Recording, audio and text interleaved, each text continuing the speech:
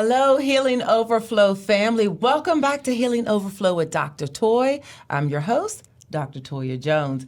I'm so excited to introduce our guest, but before I do, because I want to keep you in suspense, before I do, I will talk about First and Third Thursdays, Healing Overflow, new podcast. In between the seasons, we always rerun the really good podcasts, which are all of them. Thank y'all for listening and watching and supporting. I'm getting your emails and your feedback, and it means so much. And I see that you are sharing it to other people so that your healing overflows onto everyone else. Thank you. I love y'all for that. I appreciate it. Also, don't forget, Ask a Therapist questions are answered right here on the podcast.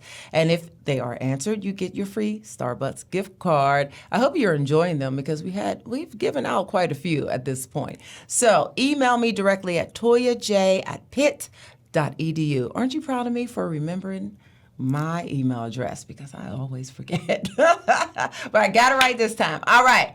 Y'all, listen, Healing Overflow guest, we have AJ Jefferson. I'm really excited to have her here because she could talk about a plethora of things, but we decided on a topic today that I know is really, truly dear to her heart. So please put your hands together for AJ Jefferson. Thank you, Dr. Toya. You hear the roaring. I hear it. We're going to jump right into it. First of all, I want the viewers to know who you are. She's the boss lady, ED, all of that stuff. And we were really going between what topic we wanted to talk about, but the passion you have for autism and your son, I said, this is the topic that we need to talk about. But before we jump into it, tell our viewers and our listeners, who is AJ? What's AJ stand for, first of all? Actually, AJ stands for Ardana Jefferson. So if you see me on the street and you call me AJ, I know what era that I met you in. And if you call me Ardana, I know you know me. I know you know you. Okay, so just depends on who it is. But AJ is cool. You know, most people can't pronounce Ardana. I got it. There you go. There you go. Tell me about yourself. Well, like you know, I'm a mother, I am a daughter, and I am a CEO of a nonprofit organization called Homeless Children's Education Fund. It's a beautiful organization. Please look it up. Give the website if you don't mind. Sure. Homelessfund.org. Okay, yeah. It's a beautiful organization. So thank you. Thank you. I think that's it. I mean, in a nutshell, I'm a mom, I'm a daughter, and I run an organization. Okay. Yeah. So you're a busy career woman. I am. Raising a son diagnosed with autism. Yes. Okay. So before I start asking AJ some questions, y'all know I'm a bit of a nerd, so I got to go to the book. Look, I was supposed to wear glasses for my nerdy image. I'm going to talk about the DSM-5, that Diagnostic Statistical Manual 5, and you already know there's the TR and the 6 is coming. Oh, I can't wait for the DSM-6. Okay. Anyway, I'm so nerdy. Just a little bit nerdy. Okay. Thank you, all my therapist friends. Y'all nerd out with me. But I want to read the definition of the DSM-5, and then I just want to ask you some questions because if y'all know AJ, she's very friendly, very personable, and very open and authentic. And so I want to get into your experience raising your son. Okay, here we go. So according to the DSM-5, autism spectrum disorder, or some folks say ASD, is a neurological and developmental disorder.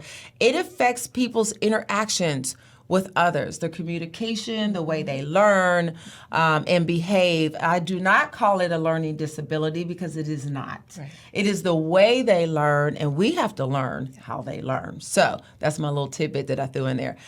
Symptoms, usually you'll see symptoms in 2-year-old, 3-year-old, somewhere around there. Yeah. So preschools will do assessments and they'll usually alert the parent and say, I'm seeing some behaviors or just some interacting with the other children, and I'm noticing this, and it looks like it could be autism spectrum disorder. And so difficulty with communication and interacting with others, restricted interest in repetitive behaviors, symptoms that affect their ability to function in school and work. And that's actually how children are diagnosed. They look at their behaviors and their interactions, etc. It's a whole list. It's several pages.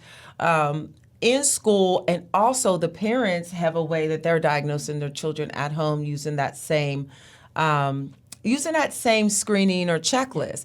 And you can't be diagnosed with autism if it's just in one place, then it's probably something else. Yes. So, all right, so autism spectrum disorder, just to give y'all a little history, because I love history when it comes to mental health.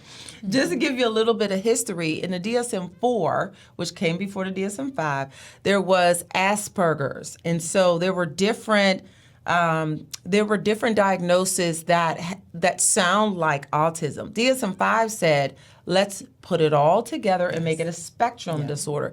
Because spectrum, to me, defines a lot of what it is.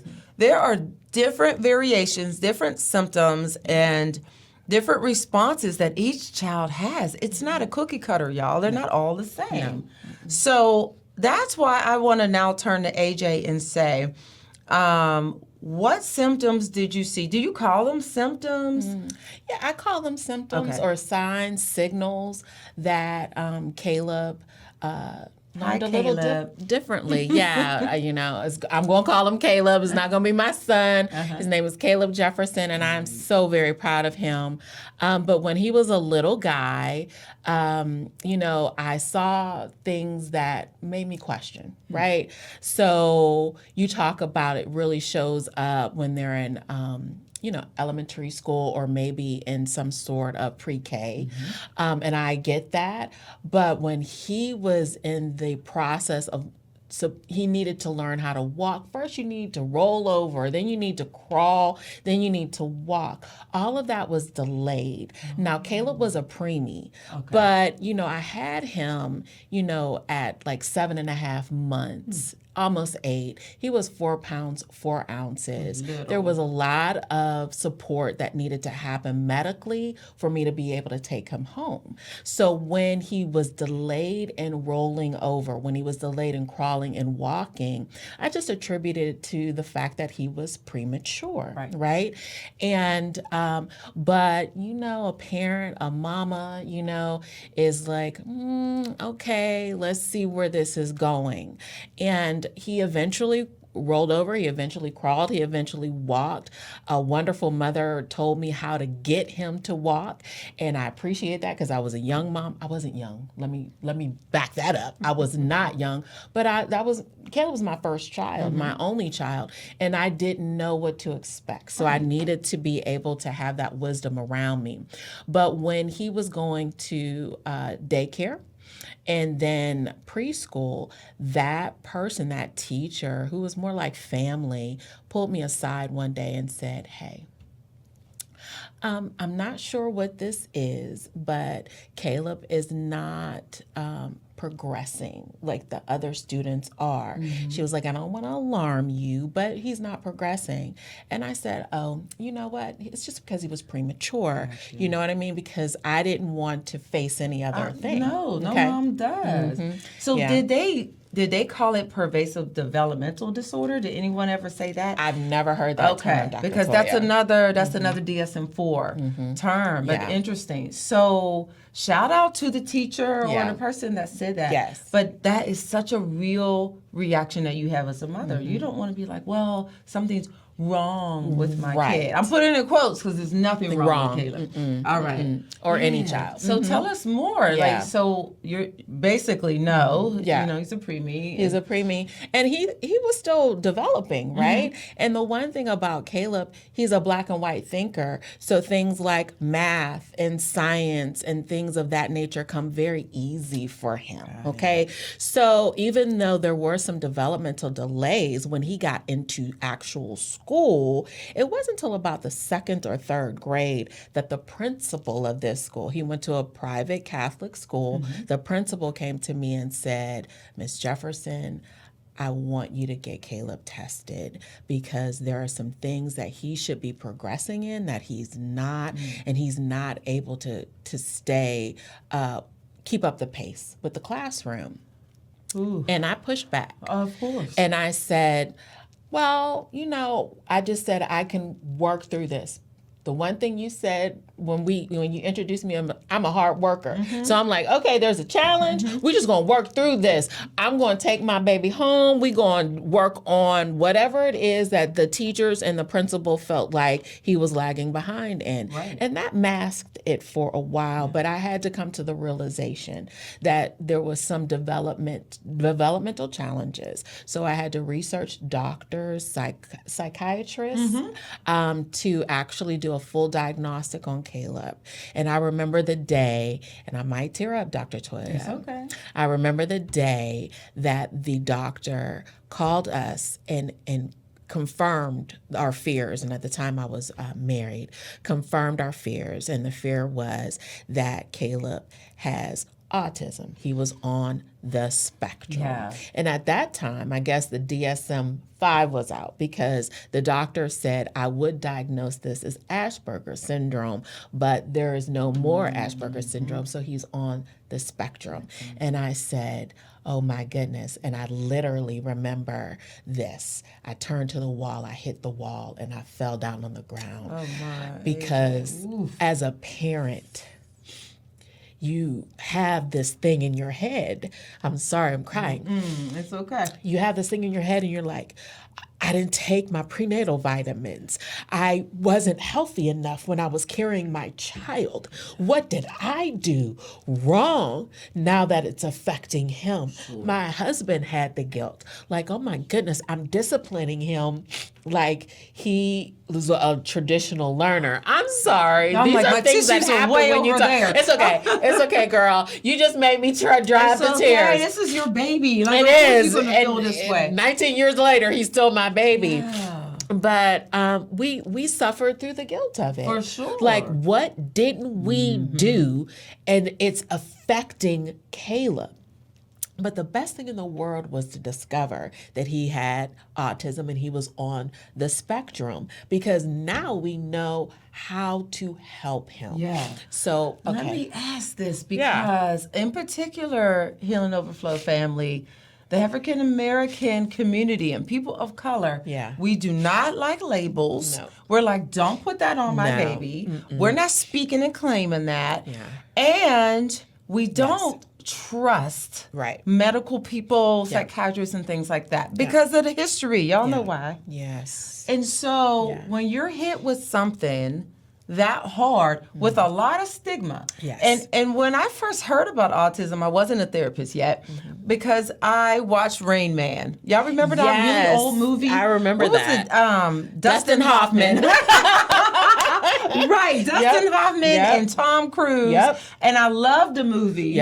But it's not an accurate depiction of autism. It's like he's a genius. Right. Yes, it's way over here. And there are, and I'm glad that you mentioned Caleb's strengths because children and adults with autism have these strengths because they ultra focus on something. And so he's probably a whiz kid in math and science and things like that. But when you have the stigma that's created in Hollywood, and people say there's something wrong with your kid when there's nothing wrong with him, that will cause you to hit the wall and fall down to the ground. Yes, and that's what happened because I did not know anything about autism. I just knew my son needed help.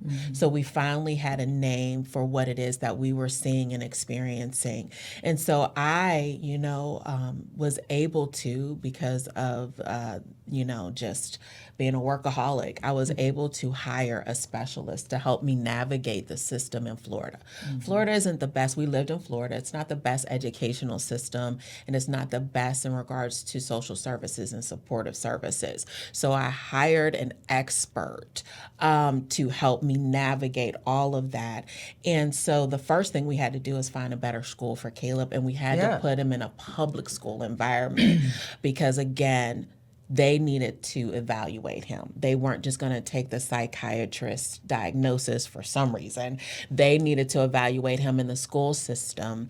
And so that took a year So Caleb is 19 graduating high school instead of 18 graduating high school, but that's okay.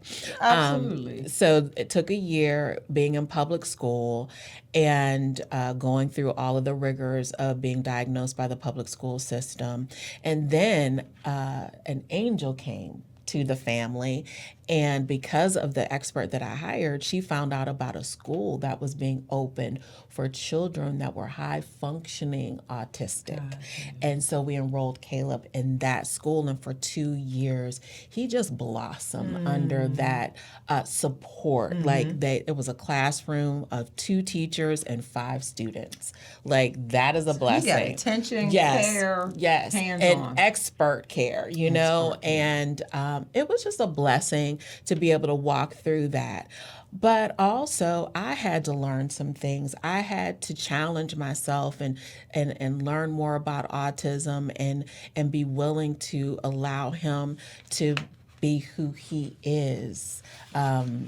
You know, we talk about that, and some of the signs of autism, at least the signs that my son exhibited, were, you know, the sounds that you hear, you know, certain children make, and they're not audible words; they're just sounds. I remember being in Walmart when he was a baby because he started that sound stuff early, and somebody was looking at him in Walmart, and I put that mama stare on him like, don't look at my child, you won't get beat up here in this Walmart, okay? And he quickly turned away. But that was one of the signs that Caleb was on the spectrum, right? You know, so other things like he, you know, listens to things over and over and over and over again. And sometimes it drives us crazy. And we have to check ourselves and say, that's just Caleb. That's him. That's Caleb. That's Yes. what he does. Yes. Also, he makes a lot of movements sometimes. And not only was he diagnosed with autism spectrum disorder, he was diagnosed with sensory processing disorder and ADHD. They usually go together. Okay. They go together. They date. They hang out. They're best friends. So those are usually diagnoses. That's a good way to put it. Yes. So we're dealing with all of that, and so Caleb, you know, it has this energy inside of him. That's what he calls it. It's energy inside of him, and he says, "Mommy, I got this energy, and I gotta let it out." And so I had to figure out how to allow him to let it out because That's a good mom. yeah. But I grew up, and most of us grow up saying we have to be, you know, a certain way. You know, we have to present ourselves to people in a certain manner, in a certain way. And Caleb wasn't presenting himself in that manner, in that way, because Caleb is uniquely Caleb, right? And so I had to do some self-inventory, right? To say, I can't put that on him. But actually what I told you was he regulated me. When he could verbalize it, he was like, Mommy, this is who I am. Please let me be who I am. Yes, Caleb. So I had to check myself, Yes. and I had to say, I need to allow this child to be exactly who he is. Let me be who I am. And he's fearless. Ha! He's fearless. Well, Mama's fearless. So he had no other choice.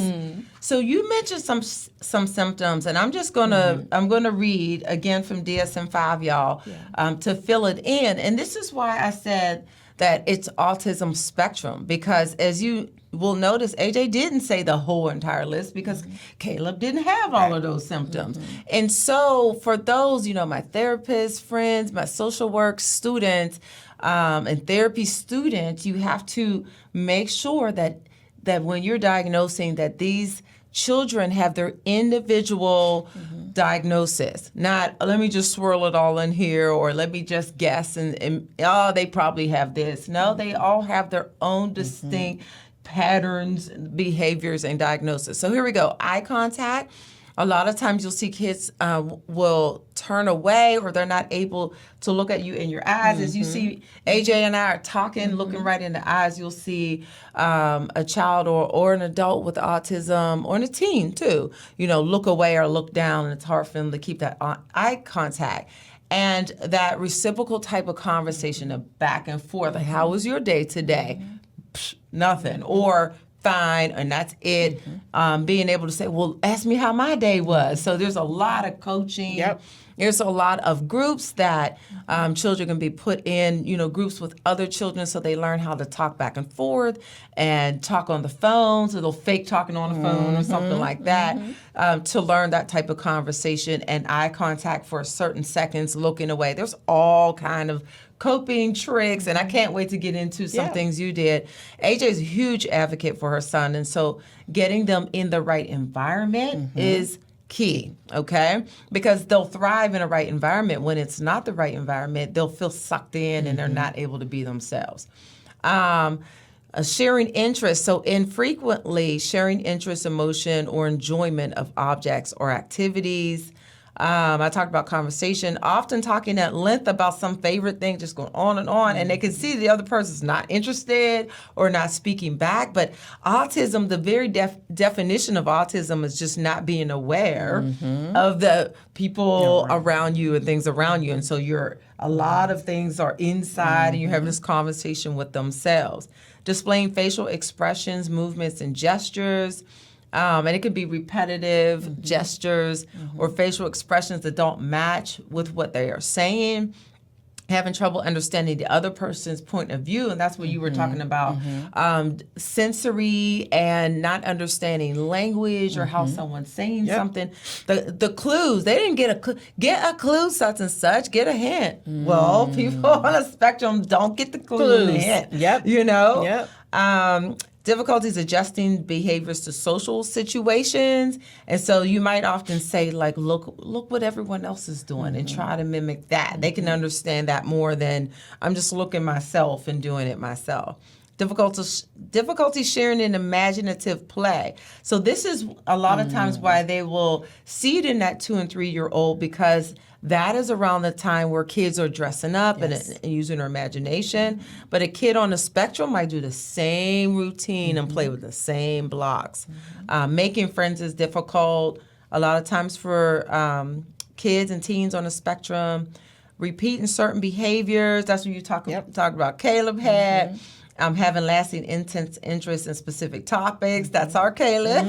That is. But such as numbers and details or facts. So they might be a big history buff or know science to a T and look at a plant and tell you every aspect of the plant because their intents and interests are focused on that specifically. So the diagnosis might come with ADD or ADHD, but in reality, they might have attention deficit over here, but not over here. Right. Like at all. Their attention is hyper-focused on that. More sensitive to light. Or if you ever see movies sometimes, or it's hard for children on the spectrum to go into like 3D movies or something. It's overstimulating or too many lights and buzzards and stuff like that. So shout out to the places that have symphony. They do this. Movies, they'll do this. And Yes, and just to be sensitive to our beautiful people on the spectrum. So that is it. Sometimes you'll have sleep problems and irritability, but that's more of the rare stuff. Strong visual and auditory learners a lot of times. And here's our Caleb, excel in math and science, music and art. Yes, and that's our Caleb. So I wanted to be sure to read that. Researchers aren't so sure what the cause is, and you answer before I ask, because a lot of times parents will blame themselves. Yeah. Did I take the vitamins? Right. What was I on? Maybe I was on psych meds, and now I'm like, oh, did that do it? What did I eat? Vaccination shots, all of that stuff blaming you. But there is no statistical or scientific data that points towards any cause of autism. Just sometimes it's in the family, more often in boys than girls and things like that. But that's it. There's no... Caleb has a first cousin with autism. See, there you go. So it's not anything that, mom did or dad that came from the genes and things like that. And when you don't know any, like you said, you heard this diagnosis about your son, and didn't know anything about autism, then it sounds like this is a death sentence, Right. or my kid is never going to be normal. Yes. This is awful. Yes. When in reality, when they have advocates and parents like you, when they have social workers and teachers and therapists like y'all, they thrive. Yes, they do. So I need you to brag on Caleb, because I already know Okay. how well I will he's brag doing. on my child. Let him know. Let him Yes. know. So Caleb is getting ready to graduate high school in a couple of weeks. He is very excited about that. He does not, they give an option for children on the spectrum to stay in school until they're 21. Caleb was not hearing it. Okay.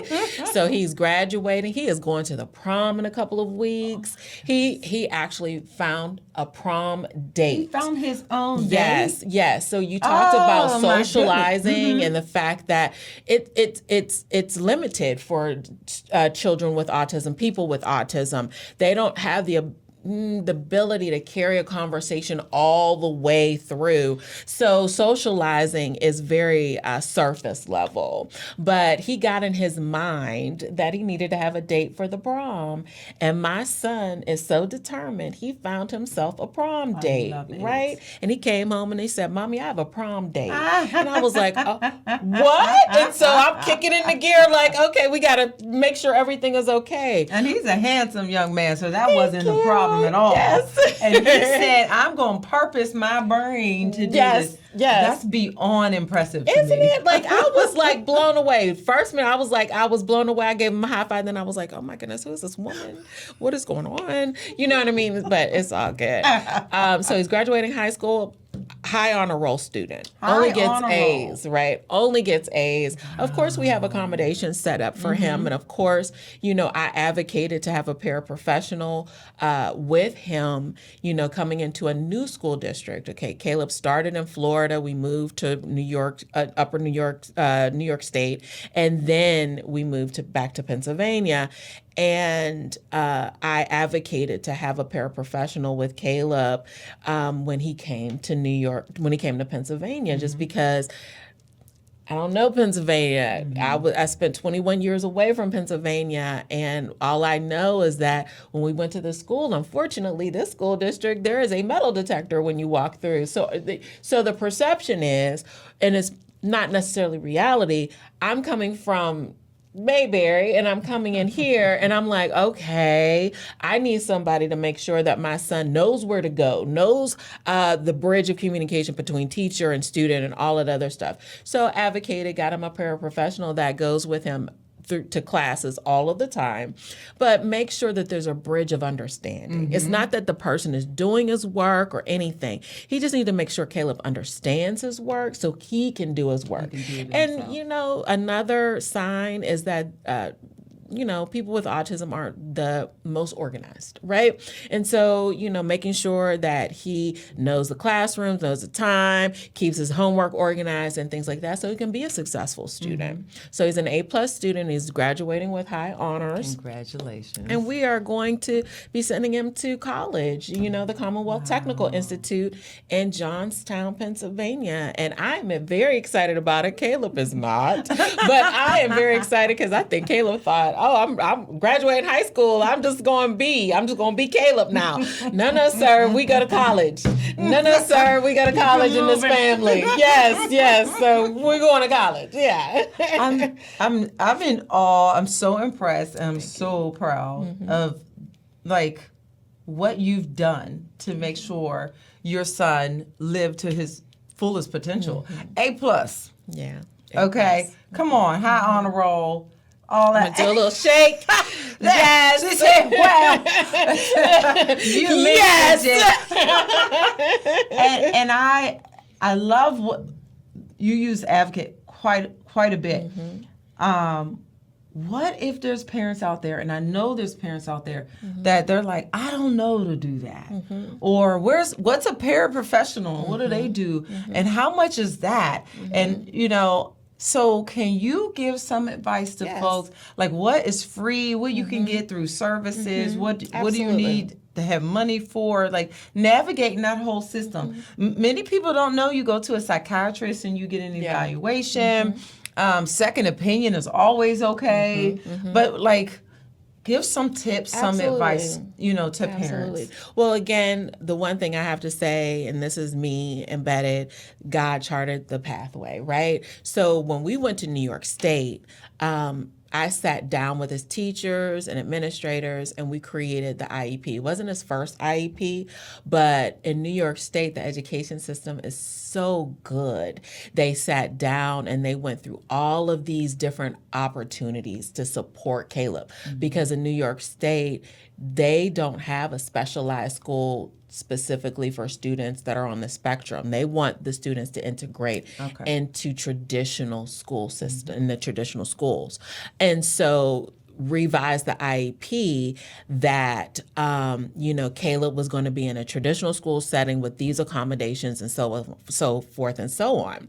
But when we decided to make the move from New York State to Pennsylvania, my expert I hired from Florida called her, and she talked with the school in New York State, and they revised his IEP to ensure that it said that he needs to be with a paraprofessional. Nice. So an IEP is an educational plan. It's a legal document, and it's parents' legal right to have it and create it in the school and be a part of the team meetings and all of that. Yes. So. And I would encourage you that if your child, you believe your child has been diagnosed, that you need to establish the IEP. Some school systems, Caleb was fortunate, some school systems fall down, or school districts fall down on that, and it is a legal document, and you have as much input in that document as any person across the table, around the table. That's right. So as a parent, you may not be able to, I'm sitting with Dr. Toya, and she knows all the clinical definitions and everything of everything,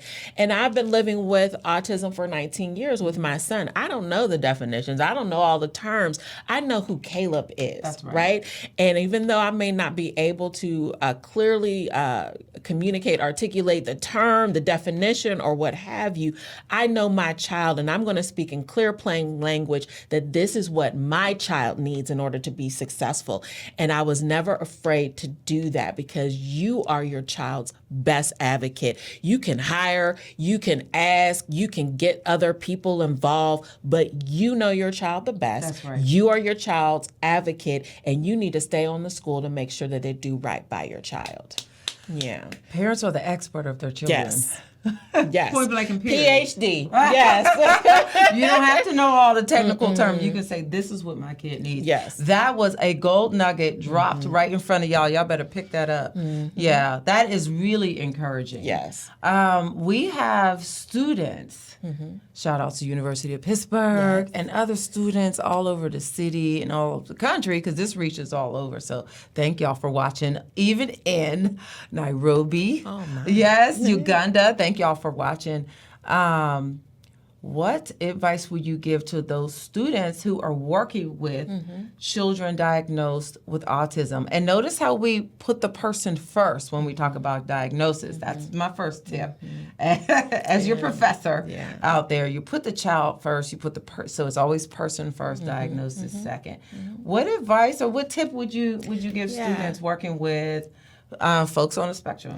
The first tip I would give students who are learning how to work with children on the spectrum is to listen to the family and listen to the student. Ooh, that's good. You can learn and know all the clinical knowledge in the world, but every person is different. It's not always going to be textbook. You're going to find a way to create a relationship that you can then understand that child and what that child's needs are. Dr. Toya ran through a list of signs and symptoms of autism spectrum disorder. My son doesn't have all of those symptoms. He's unique. He's Caleb. And so therefore you have to interact with him like one human being to another human being and create a relationship and get the parents involved in the game planning for that for that child, right? The parent has goals for their child as well, not just the school system.